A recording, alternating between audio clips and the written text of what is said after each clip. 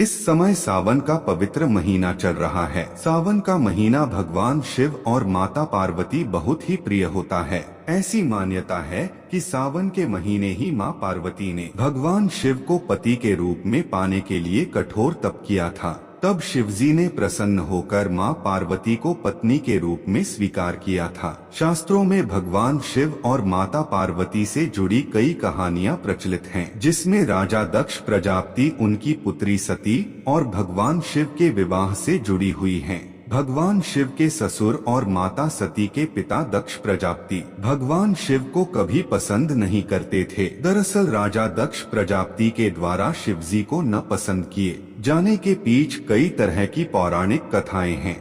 राजा दक्ष प्रजापति एक प्रतापी राजा थे। पौराणिक मान्यताओं के अनुसार ब्रह्मा जी के पाने मानस पुत्र के रूप में राजा दक्ष को जन्म दिया था। दक्ष प्रजापति का विवाह आस्कनी से हुआ था। ये भगवान विष्णु के परम भक्त थे। राजा दक्ष की 16 पुत्रियां थीं, जिसमें सबसे छोटी पुत्री का नाम सती था। सती भगवान शिव को अपने पति के रूप में पाने के लिए कठोर तपस्या करती रहती थीं। यह बात राजा दक्ष को बिल्कुल भी पसंद नहीं था। राजा दक्ष अपने राज्य में भगवान शिव का नाम जो भी लेता उससे वे क्रोधित हो उठते थे। पौराणिक कथाओं के अनुसार राजा दक्ष और भगवान शिव की बीच कटुता के 3 कारण बताए जाते हैं। एक कथा के अनुसार प्रारंभ में ब्रह्मा जी के 5 सिर थे। ब्रह्मा जी के सिर हमेशा से वेद पाठ किया करते रहते, लेकिन उनके 2 सिर वेद को भला बुरा कहा करते थे। इस आदत से भगवान शिव को हमेशा गुस्सा आता रहता था।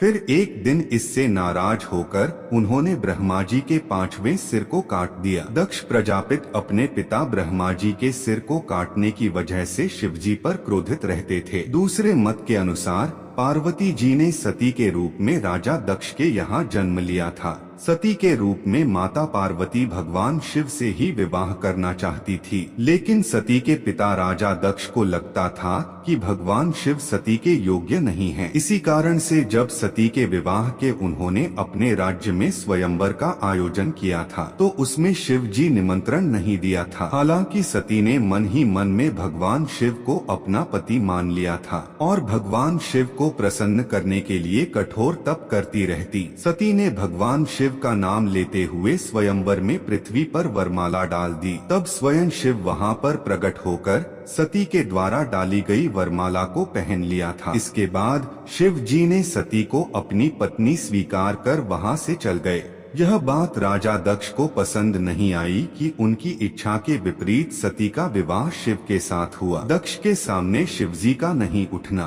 प्रचलित कथाओं के अनुसार एक बार यज्ञ का आयोजन किया गया था, जहां पर सभी देवी देवता पहुंचे थे। इस यज्ञ में जब राजा प्रजापति पहुंचे तो सभी देवी देवताओं और अन्य राजाओं ने खड़े होकर राजा दक्ष का स्वागत किया, लेकिन शिवजी ब्रह्मा जी के साथ बैठे रहे। तब इसको देखते हुए राजा दक्ष ने इसे अपना अपमान समझा और शिव के प्रति कई तरह के अपमानजनक शब्दों का इस्तेमाल किया। यही कारण था कि शिवजी और उनके ससुर राजा दक्ष की आपस में नहीं बनती। एक बार राजा दक्ष ने अपने राजमहल में एक भव्य यज्ञ का आयोजन किया था, जिसमें उन्होंने सभी को निमंत्रण दिया था, लेकिन शिवजी और मां सती को इस यज्ञ में नहीं बुलाया। फिर यज्ञ की बात को जानकर देवी सती बिना बुलाए अपने पिता राजा दक्ष के घर चली गयी, जहां पर दक्ष प्रजापति ने भगवान शिव और सती का अपमान भरी सभा में सबके सामने किया। तब सती अपने पति भोलेनाथ के अपमान को सह नहीं सकी और यज्ञ स्थल पर जल रही अग्नि में कूदकर स्वयं को भस्म कर लिया था। जब शिवजी को सती के भस्म होने का समाचार मिला तो वे क्रोधित होकर यज्ञ स्थल पर पहुंचकर सती के अवशेषों को लेकर तांडव करने लगे। भगवान शिव ने तब वीरभद्र को उत्पन्न करके यज्ञ स्थल में मौजूद सभी को दंड देते हुए राजा दक्ष का सिर काट डाला। बाद में ब्रह्मा जी के द्वारा प्रार्थना करने पर शिव जी ने दक्ष प्रजापति के सिर के बदले बकरे का सिर प्रदान करके यज्ञ को पूरा किया। ऐसा माना जाता है कि वीरभद्र शिवजी के तीसरे नेत्र से प्रकट हुए थे।